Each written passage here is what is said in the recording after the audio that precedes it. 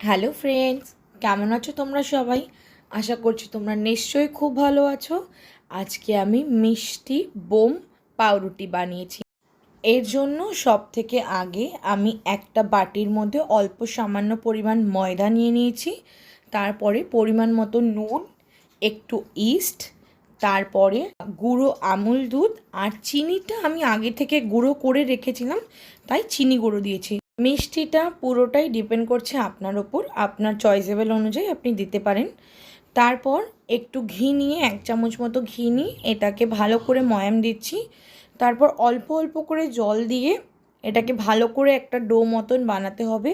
But ডোটা যেন একটু কাদা কাদা টাইপের হয়, মানে একদম আমরা যেরকম রুটি বা পরোটায় যেরকম আমরা ময়াম দিই সেরকম যেন না হয়।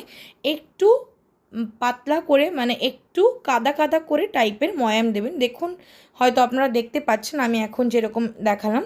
তারপরে একটু ঘি নিয়ে এটাকে ওপর থেকে ভালো করে মাখিয়ে রেখে দেবেন কিছুক্ষণের জন্য। আপনাদের বাড়িতে যদি ফয়েল থাকে তাহলে ফয়েল দিয়ে কভার করে রেখে দেবেন। আমার বাজেট কম ছিল তাই আমি প্লাস্টিক দিয়ে র্যাপ করে ঢেকে রেখেছিলাম কিছুক্ষণের জন্যে। তারপর ময়দাটাকে ভালো করে মেখে নিয়েছিলাম। আর অন্যদিকে একটা চালনি থালার মধ্যে যে কটা বাটি এঁটেছে, আমার বাড়িতে 3টে বাটির সাইজে এঁটেছিল, তার ওপরে আমিও একটু অয়েল ব্রাশ করে নিলাম। সেই ময়দাটা মেখে রেখেছিলাম ওটা কিছু লেচি কেটে নিলাম, লেচি কেটে ওই বোলগুলোর ওপর দিয়ে দিলাম।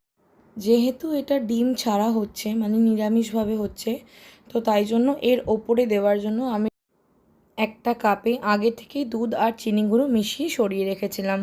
তারপর একটা কড়াই বা তাওয়ার ওপর চালনিটা বসিয়ে বাটিগুলো বসিয়ে দিতে হবে।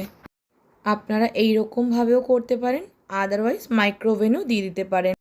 কিছুক্ষণ পরেই দেখবেন খুব সুন্দরভাবে ফুলে উঠেছে, তখন বের করে নেবেন।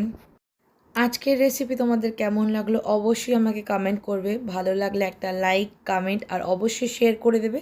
আর আমার পেজটাকে ফলো করে নিও। Thank you.